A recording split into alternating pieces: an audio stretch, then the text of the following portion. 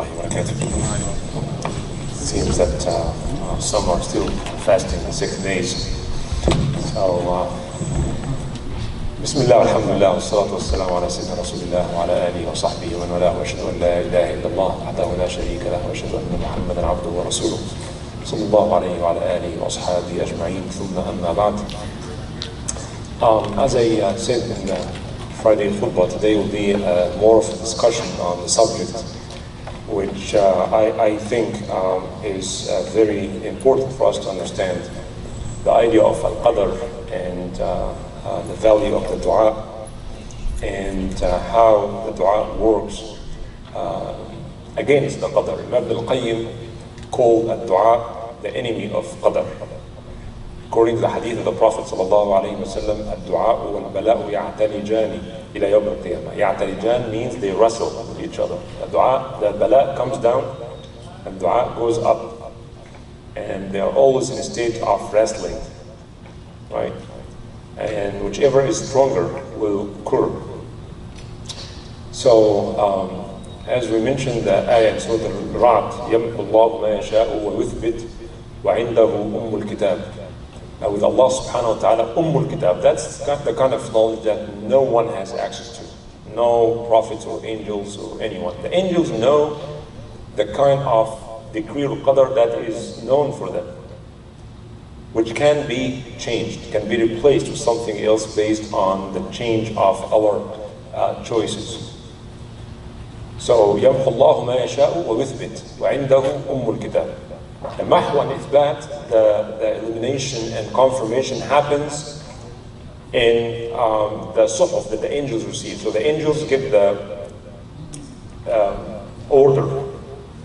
And you can imagine every second there are so many qadars. In every second, right? There are so many things happening now around us in the world, right? Many accidents happening now in the world, right now as we speak. Plenty of accidents happen, right? Plenty of people are dying now. Plenty of people are born now, right? And plenty of marriages and illnesses and visiting and so on. So many things happen, right? Every second our life is qadar. It's qadar now to have this air conditioned and nice place and nice carpet. Everything is qadar, right? Now all of a sudden the electricity can go off and then we run out of light and air conditioning. It can happen, right? So many things happen all the time. And when we read Surah Al-Rahman, this amazing, wonderful ayah, يَسْأَلُهُ مَنْ فِي السَّمَاوَاتِ وَالْأَرْضِ كُلَّ يَوْمٍ هُوَ فِي شَأْنٍ. Our shu'un, a lot of shu'un happen all the time. All the time. Look at your life and multiply this with the number of creation of Allah subhanahu wa ta'ala. So the angels know. They get the list. This person will get sick on this day, or will get a car accident, right? But the dua of his mother, very strong, very sincere, goes before Fajr. That's unstoppable dua. This dua can beat any qadar that's subject to change. Some qadar is not subject to change. This is exactly what Allah subhanahu wa ta'ala said, وَعِنْدَهُ أُمُّ الْكِتَابِ. Nothing will change from this. But يَمْحُ اللَّهُ مَا يَشَاءُ وَيُثْبِتُ in a lower level of the knowledge of Allah subhanahu wa ta'ala and of the angels. They know it and they execute exactly what is written for them. Alright? But the dua of the sincere people, and the dua is made for you, not only your dua but also dua made for you, is very powerful, and it does help and can change things. And كُلَّ يَوْمٍ هُوَ فِي شَأْنٍ refers to this multiple things or possibilities of scenarios that could happen. But out of these multiple scenarios, maybe your dua, your salah, your sadaqah can help you. Hadith in Bukhari and Muslim. And this is one of the most authentic hadith. Rasulullah sallallahu alaihi wasallam said that man sarrahu an yubsata lahu fi rizqi wa an yunsa'a lahu fi athari falyasur rahimahu. He who desires ample provisions, rizq, and his life be prolonged, should maintain good ties with his blood relations. That's the reward of this particular kind of ta'ah, of ibadah, to maintain good ties with your blood relations. This will do two things to you. Will increase your rizq and prolong your life. Literally. Hadith in Bukhari and Muslim. Hadith Anas radiallahu anhu. So Silat al-Arham will increase your rizq and prolong your life. Would this contradict with the ayah in which Allah subhanahu wa ta'ala لِكُلِّ أُمَّةٍ أَجَلٍ فَإِذَا جَاءَ أَجَلُهُمْ لَا يَسْتَأْخِرُونَ سَاعَةً وَلَا يَسْتَقْدِمُونَ. Allah said that from every nation is a specified term. So when their term has come, they will not remain behind an hour, nor will they precede it. When the time comes, you cannot delay it, you cannot make it earlier.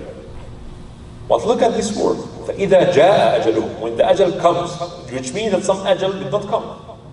When the ajal comes and khalas, that's it, then no one can change it. But before it comes, it can change.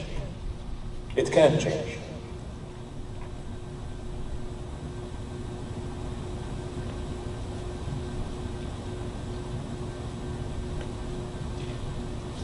And the Quran also tells us that something, you know, the law of the causality law, the cause and effect, right?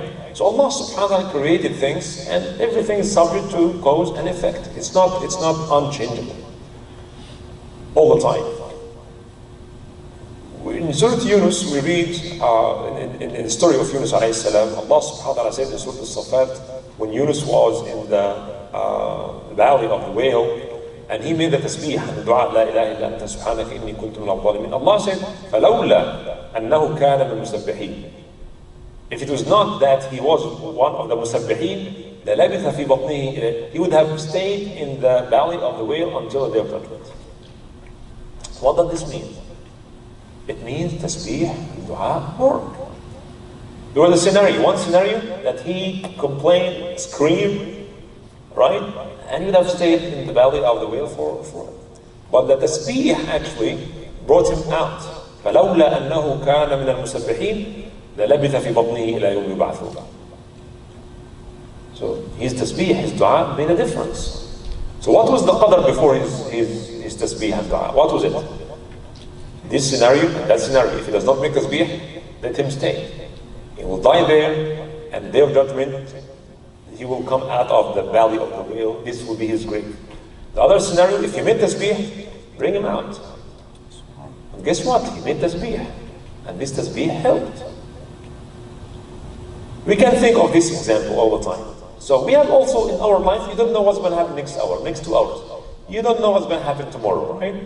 Could be very good news or very bad news. Everything is possible, right? We don't know. But there are plenty of scenarios. Plenty of scenarios. Allah subhanahu wa ta'ala tells the angels that if he prayed 2 rakats before he sleeps and made dua, whatever he asked for, give it to him. And you ask, oh, Ya Allah, Allahumma inni as'aluka al-afwa wal-afiyah. Ya Allah, protect me and my family. And guess what? Tomorrow you're supposed to make a bad accident on the highway.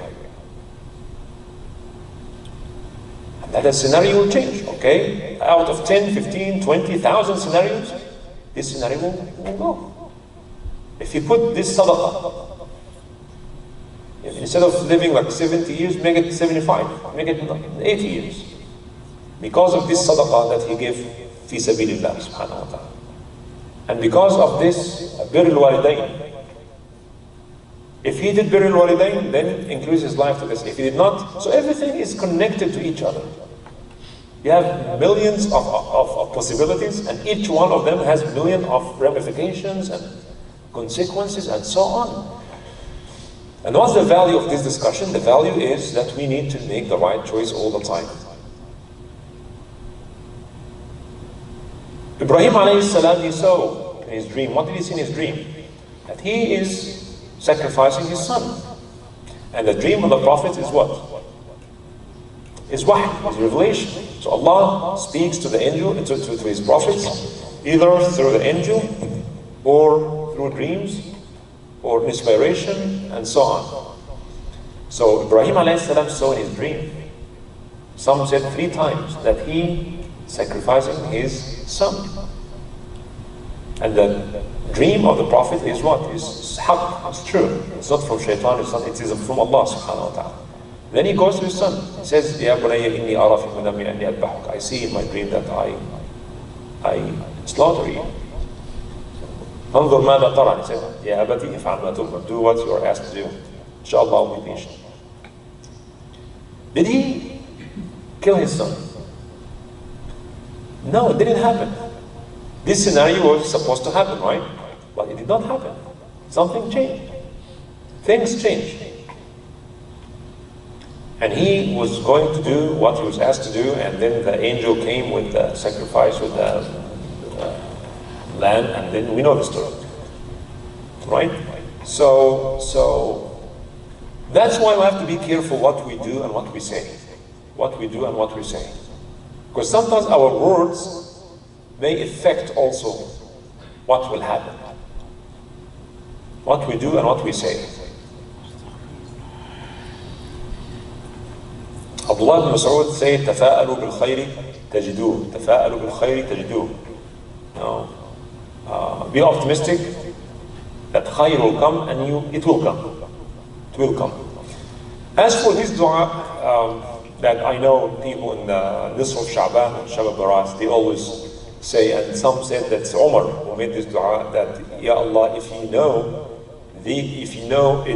I was written in the al-Kitab as Shaqi, change it and replace it with Sa'id, and make me Sa'id, because you remove or eliminate whatever you want and confirm whatever you want. And many said that that's not, the dua itself is wrong, because whatsoever in the al-Kitab will never be changed. Will never change. If you are in al-Kitab, from the view of Jannah, nothing will change this. So the al-Kitab does not change. There's no mahwa ithbat in this area. No change. That is what Allah subhanahu wa ta'ala knew, that you will make this choice, and eventually that's what will happen to you. Right?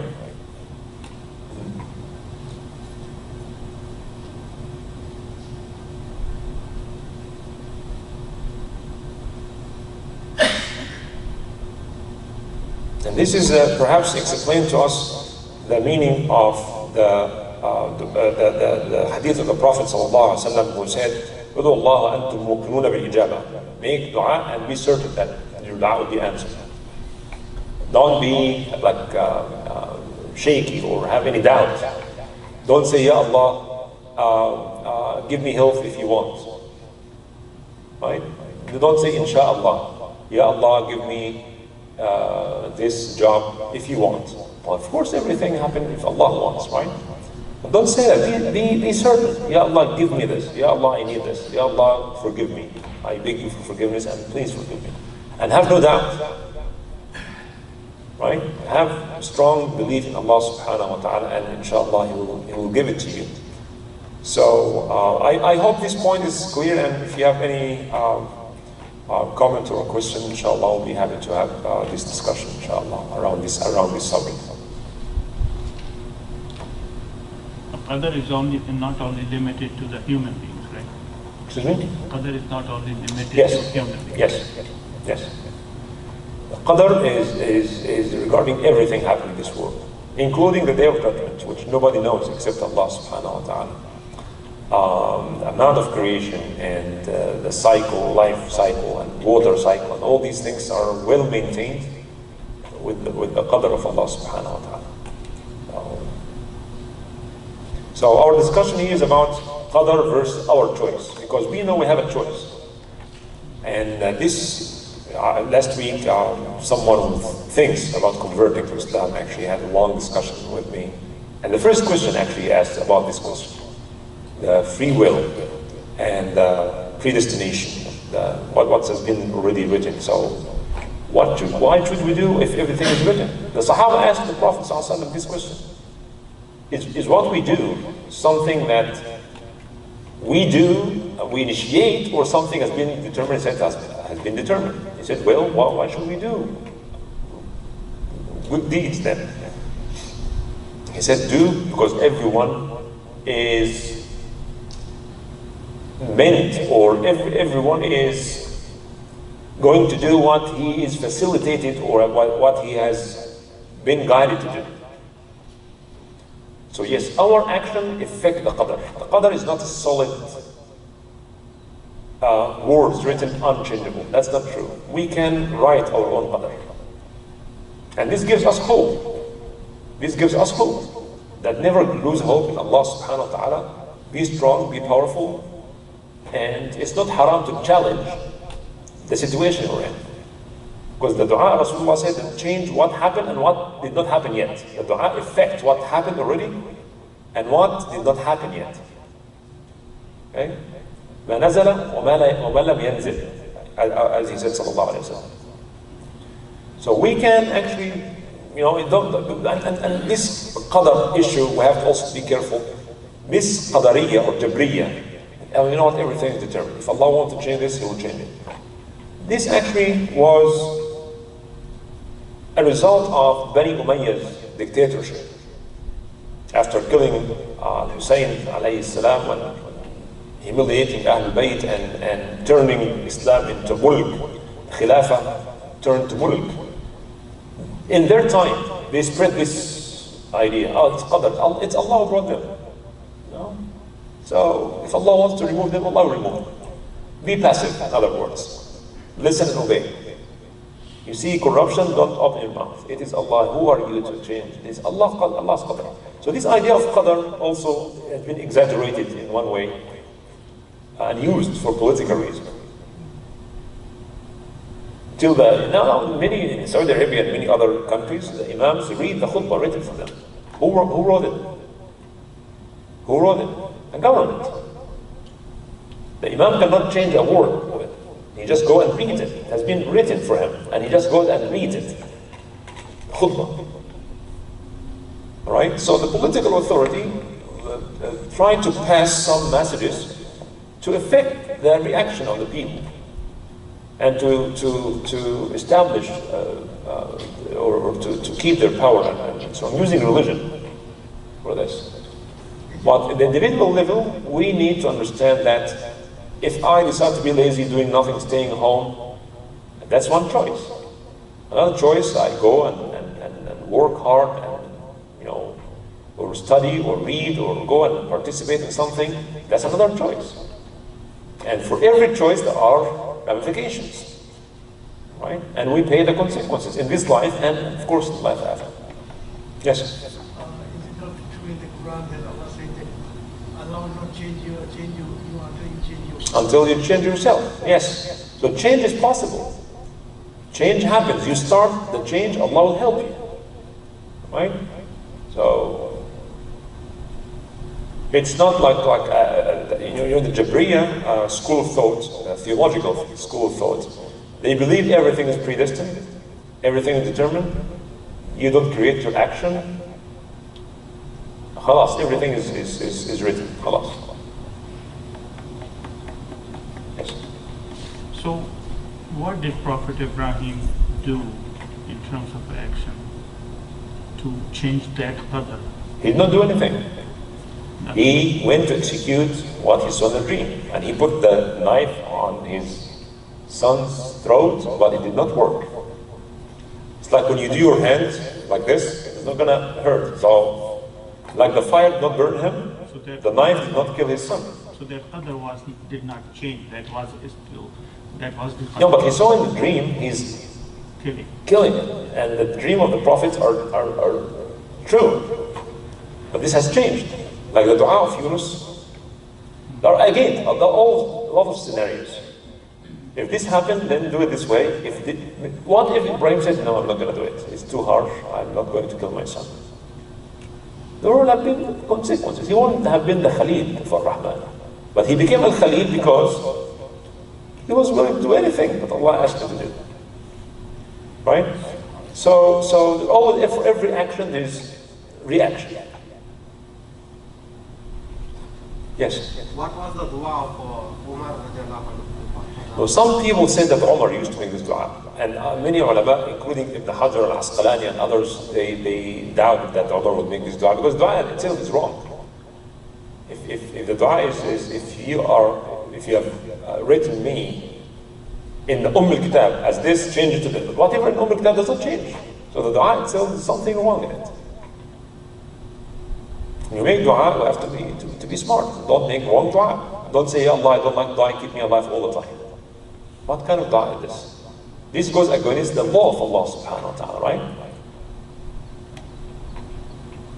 When you ask Allah, ask for something reasonable. Something that does not go against the will of Allah subhanahu wa ta'ala, who said, Kul nafsin da'iqatul maut. Right? But you can ask Allah to bless your life, to prolong your life, and to end your life in a good state of Islam and Iman, to grant you husn al-khatimah, to die in a state of, either praying or fasting or doing good deed. That you can ask. And inshallah it will happen. If you want this to happen, it will happen. If you keep begging Allah all the time, asking for it, it will happen. And be certain about this. Be certain about this. لا يرد القدر إلا الدعاء. Nothing vert al-qadar except the dua. We have a very powerful, strong weapon, and sometimes we are not using it as often as we should. Again, tomorrow is what? June 30th? Right? You don't know what's going to happen June 30th. Big and small events will happen tomorrow. But your dua tonight may affect what will happen tomorrow. When you come back from work and find good food and eat dinner with your family and you're healthy and you're safe, you are the king of the world. Because someone else will spend the whole day taking the chemo because of the cancer. And another person is doing kidney dialysis. And someone is,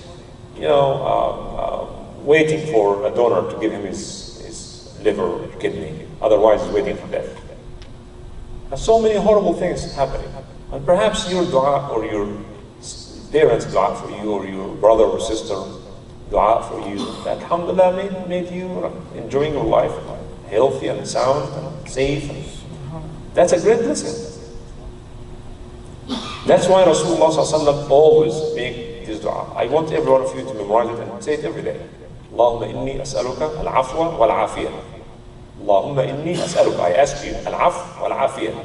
Forgiveness and afiyah. Afiyah will be not to have any troubles or accidents or anything like this. في الدين والدنيا والآخرة. اللهم إني أسألك العفو والعافية في الدين والدنيا والآخرة. Can someone say it? العفو. Good. Someone else? Anybody? العفو والعافية. Okay. Anyone else? Brother Bashir. اللهم إني أسألك العفو والعافية في الدنيا والآخرة. في الدين والدنيا والآخرة. Right? Who else? اللهم إني أسألك العفو أسألك العفو والعافية في الدين والدنيا والآخرة. والآخرة. So you're asking the well-being in your deen and in your dunya and the well-being in al-akhirah. Right? اللهم إني أسألك العفو والعافية في الدين والدنيا والآخرة. Imam Munir used to add something more to that. When he used to make this dua frequently, so that's how I remember it. He used to say, والمعافاة الدائمة. والمعافاة الدائمة. Yes. في الدين والدنيا والآخرة. This والفوز بالجنة والنجاة من النار. That's how. Fine. If you can add this, that would be also good. But what is mu'afat al-daima? What does that mean? Ask me when you're free. Because he used to recite this dua after each salah regularly, so that's how I remember it. Yeah. Da'ima means perpetual or continuous. Mu'afa, yani forgiveness. Forgiveness? Yeah, complete and continuous. Okay. Mu'afat al-da'ima. This is what it means, literally. Yeah, but again, you can say this one or the other one, but again, you just need to understand the value of this. This is what can this happen? Because sometimes I've made this dua, but I didn't see anything. Alhamdulillah, I didn't see bad things. You're supposed to be, lying on a bed in the hospital, but alhamdulillah, this dua now made you eating dinner with your family. So,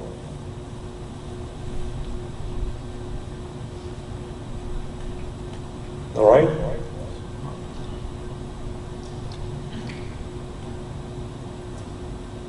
Any questions or comments? ayat that you recited in related to this topic, they came from which you said Surah Ra'd. يمحو الله ما يشاء ويثبت وعنده الكتاب. The end of Surah Al-Ra'd. Yes. And the other ayah, فإذا جاء أجلهم لا يستأخرون ساعة ولا يستقدمون. Surah Al-A'raf. Right? Chapter 7, Surah Al-A'raf. Right? Yes? The Arabic words with understanding and without understanding. How does it work? The Arabic word? The words what we say in Duaa. Some people understand, some people don't know what. Well, it's better always to understand. So do you know the meaning? I translated the meaning of this dua. But it is always good to make dua that you understand the meaning. Or make it in your language. If you cannot memorize it in Arabic, if you understand the meaning, but it's always better to say it in as the Rasulullah said it. Right? And also, the best dua is the dua that comes from your heart. When you're sincere, you're praying for your son, your daughter, your wife, or yourself. Be certain. And make dua and go and work hard. And inshallah it will happen. Right? Right? Okay. سبحانك اللهم وبحمدك نشهد ان لا اله الا انت نستغفرك ونتوب اليك. بسم الله الرحمن الرحيم. والعصر ان الانسان لفي خسر الا الذين امنوا وعملوا الصالحات وتواصوا بالحق وتواصوا بالصبر. سبحان ربك رب العزه عما يصفون وسلام على المرسلين والحمد لله رب العالمين.